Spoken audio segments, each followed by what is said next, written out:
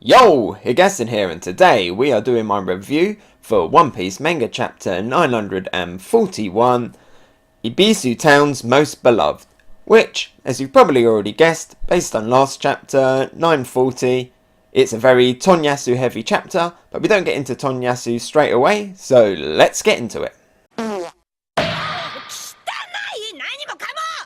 So we start off the chapter, and once again Oda has given us a beautiful colour page spread. He's really been knocking it out of the park with these ones recently, and one character in particular has definitely been knocking it out of the park in these cover page spreads, and that is Robin. Oh yeah. Again, she is looking good in this cover page spread. You know, let's get her looking this good in some of the actual arcs and everything, because wow, all of the last few, Robin has been the focus of them, and she's looking great. Everyone else is looking really good as well. I like Frankie and his big mech. I like the fact that Brook is just like under the road and you see his ghost form in it. Chopper's looking kind of cute. Luffy looks cool. Nami, looking good as well. Oh yeah.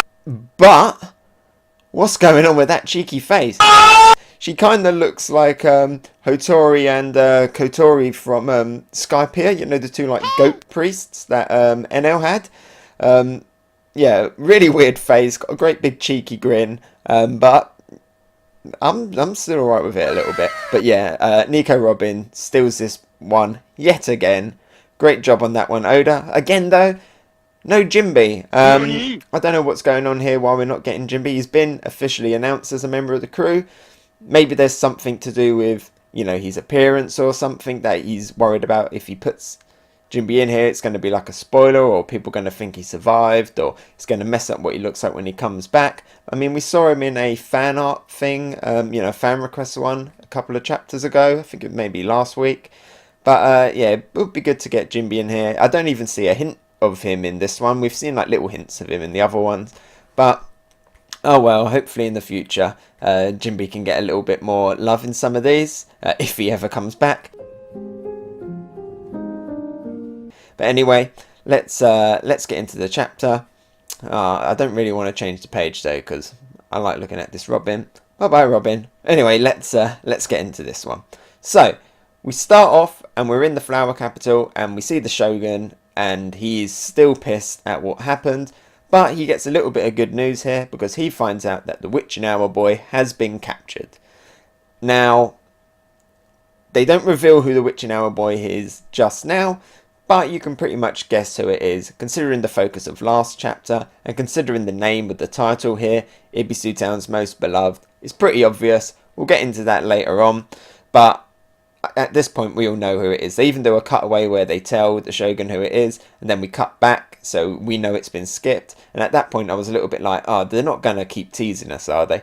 Thankfully later on we actually get confirmation, and we get confirmation in a better, more personal way, but they don't reveal it here. We get a little bit more with Kyoshiro as well. He's talking about the fact that he's going to broadcast the execution of the Witching Hour boy live, because now we reveal that Wano, they also have the transponder snails that can do that.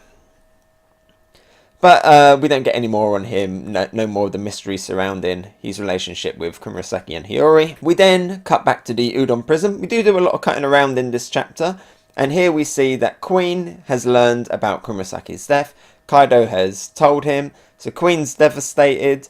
And he's going to be a little bit more devastated because, as we see in the next page, Luffy and Old Man Hyo, they are looking chubby. They've definitely been eating. At first I thought Luffy had gone Tank Man, but no, he is puffed up. He's full of food, and the food that he's full of is the oshiruko beans that Queen had.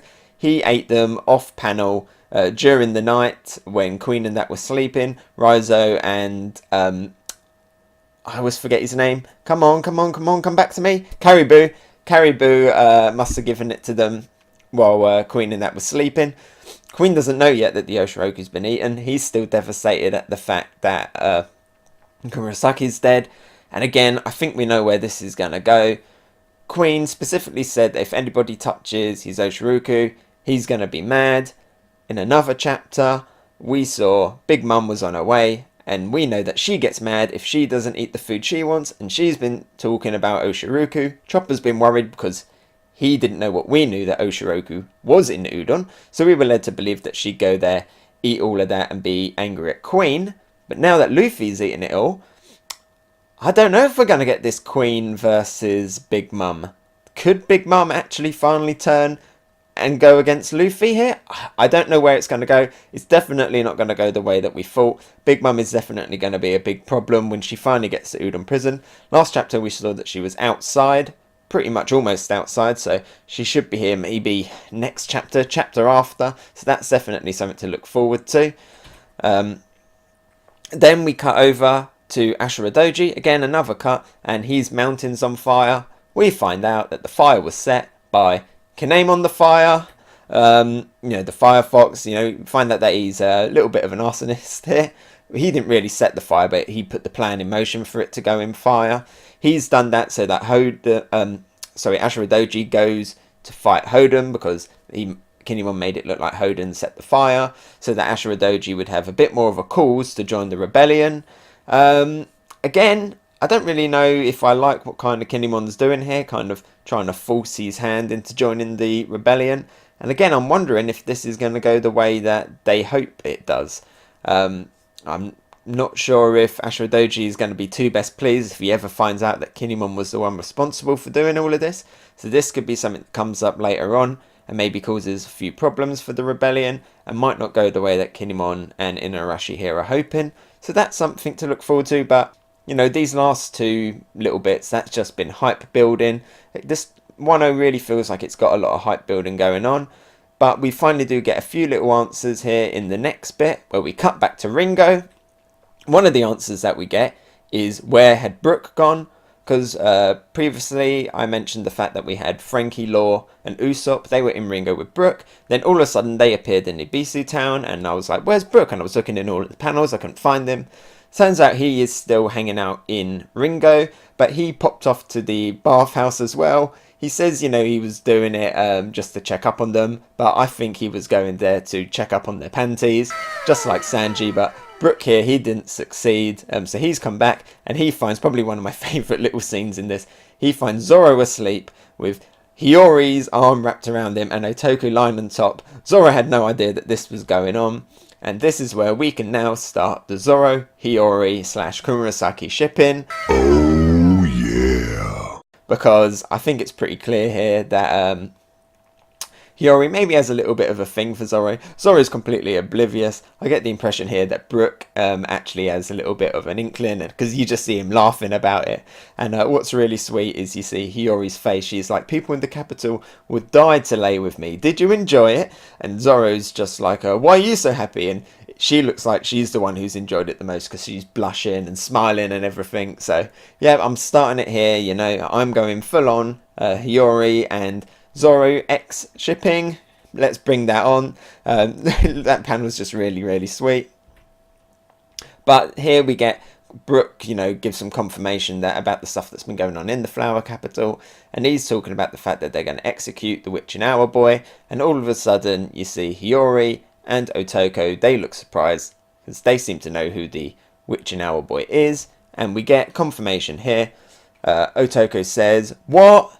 That's my daddy." And as you know, in the last chapter, it was revealed that Tonoyasu had given up his daughter into the courtesan district in the Flower Capital, and we found out that Otoko was his daughter. So here, confirmation that Tonoyasu is the Witch and Hour Boy. Not really a surprise, to be honest. I think we kind of all speculated that Tonoyasu was one of the most likely suspects to be the Witch and Hour Boy. But it's good that we finally get confirmation here. And this does actually lead into a little bit of an interesting thing, because Otoko starts running off towards the Flower Capital. Hiyori / Kurosaki goes chase after them, and then Brook and Zoro follow after that. And what's interesting about that is the fact that in the capital where the execution is going to take place is also going to be Kurosaki's funeral. And we see the funeral procession with her face plastered, on the funeral cart. And obviously that's going to cause some problems when Hiyori turns up and is running through the capital. What's interesting is Brook might be there as well, so maybe she can pretend to be like a spirit as well and a ghost. And this can obviously tie into like the Kazuki family myths and stuff. So there's definitely going to be some problems here. Again, this is a little bit more set up for the future. You know, we had the Ashura Doji set up, we've got the Big Mom, oshiruko set up, we've got this procession set up.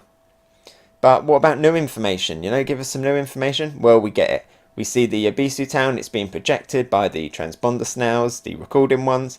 We see that Konjuro actually now has remembered who this Tonoyasu person is, because, you know, he was wearing that, like, bandana thing. That has been removed. By the way, Tonoyasu has been, like, he's, like, crucified up there like Jesus. His bandana's been removed, and he's got this great big spiky afro. And then Konjuro's like, hey, I remember that hairstyle. And it's revealed here by Shinobu that his name was Yasu the Hedgehog back in the day, and that his actual name is Yasui, and he was as important as Oden. He was one of the daimyo, you know, very important guy back in the day. He wasn't just some, like, bum who was living out in Ebisu Town. No, this guy had importance. And we get two very interesting reveals here. Obviously, we got the fact that he's known as Yasu the Hedgehog. So straight away, my mind went, oh my god, Hedgehog Zone.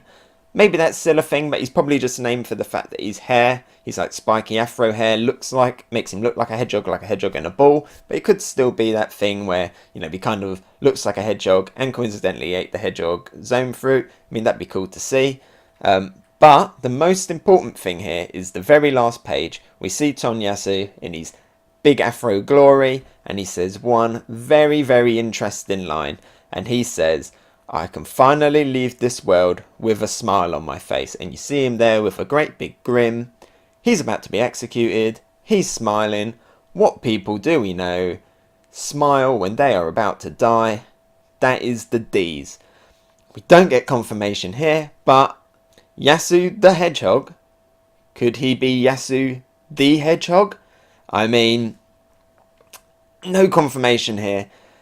Don't want to get into that wild speculation, but I'm leaning towards that, to be honest. We haven't had a D in a while, so someone from Wano, you know, this guy was an important person.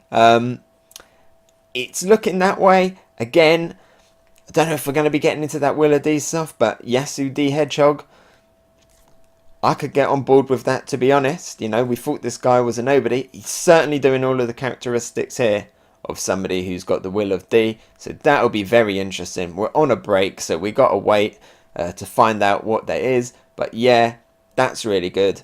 A lot of the stuff in 1.0 so far, a lot of the big reveals, I've always thought were a bit predictable. Kaido being a dragon, that was something that everybody was really speculating. It was either going to be a dragon or a demon. Turned out to be a dragon.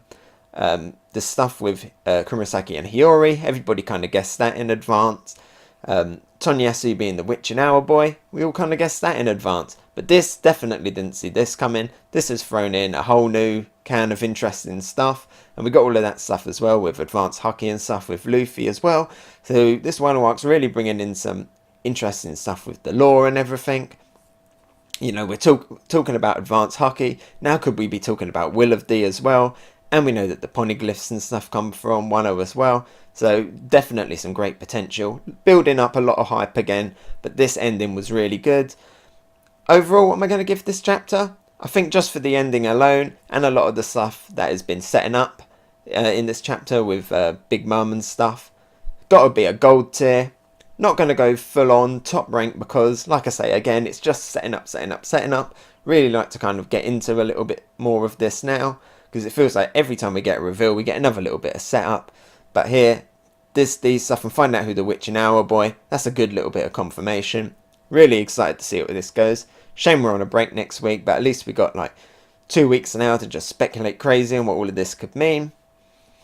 Really enjoyed it. Good hype. This is how you end it on a 2-week break. Not like the last one where the 2-week break one was a little bit disappointing. This one here, this is a good way to end it. I very much enjoyed it. And I feel so bad for Otoko. I mean, she just got somebody trying to kill her. Now she's finding out that her dad's going to die. Really sad stuff. When we see her face on the last panel, she's crying, but she's still smiling as well. Hey, maybe she's a D too. Maybe everybody in Ebisu Town are all Ds. That's just a joke. Please don't run with that. But I'm definitely leaning towards Tonoyasu, Yasu D Hedgehog. Hey, so thanks for watching. What did you think? Let me know about it in the comments below. And if you enjoyed my video, maybe give it a like, and if you really liked it, why not subscribe? You can follow me on Twitter, Instagram and Twitch. Oh, and here's a related video you might enjoy, and something more fresh. I've been Hegassen, and I'll talk to you next time. Bye!